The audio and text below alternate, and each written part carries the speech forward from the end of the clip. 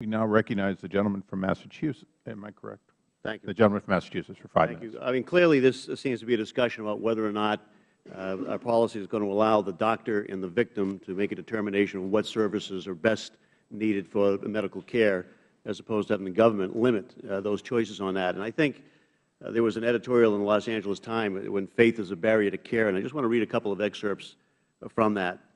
The Roman Catholic Church and its affiliated nonprofit organizations have every right to hold true to their religious convictions while doing good works.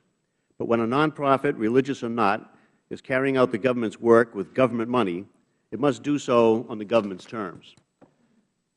It should go without saying that the victims of sex crimes must be offered all possible services related to reproductive health, and there is nothing discriminatory about requiring all applicants to meet the agency's specifications. It is the government's job to determine which services will or will not be offered under public programs. Clients of government-sponsored services should not receive significantly different levels of service depending on which organization they happen to be assigned to.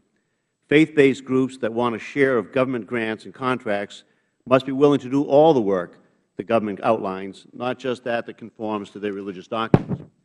I think that's a pretty fair statement. Mr. Chairman, in your opening statement, I was concerned when you suggested that Health and Human Services had some sort of a litmus test, and you said that Catholics need not apply. I was brought up as a Catholic, and I would be seriously offended if I thought that what you said was true. Would the I think gentleman we should yield? all be concerned, please. In my opinion, that's a very unfortunate statement for you to have made, a very unhelpful characterization, and I don't think it's supported at all by the evidence in this situation. And I want to talk to Mr. Sheldon about that. Some characterization is made that the decision not to award the bishops this particular grant is somehow discriminating against the entire Catholic Church. In fact, the title of today's hearing frames Health and Human Services as being in conflict with the Catholic Church. So I want to give you an opportunity to address that directly. Earlier this year, press accounts reported that Health and Human Services awarded the bishops a $19 million grant to help foreign refugees in America. Now, I think that roughly would be 7 times the amount that they requested in the grant we're talking about today. Is that correct?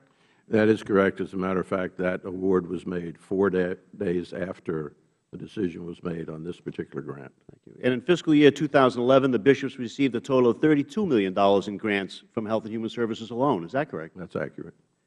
And in your testimony today, you said over the last 3 years, Health and Human Services has provided more than $650 million to Catholic organizations. Is that correct? That is accurate. Well, a lot of people would probably like to be discriminated against like that. That includes numerous grants to the bishops, to various Catholic charities, and to other Catholic organizations across the country. Is that right? Yes. So, Mr. Sheldon, has Health and Human Services awarded Catholic organizations more or less money in the last 3 years than in the previous 3-year period under the Bush administration? I can't speak with absolute certainty, but I believe we've actually expended more. And do you view the U.S. Conference of Catholic Bishops as a continuing partner in the fight against trafficking? There is no question about it. So, Mr. Chairman, I think, based on this information, that the grant funding to Catholic organizations and entities has greatly increased under the current administration.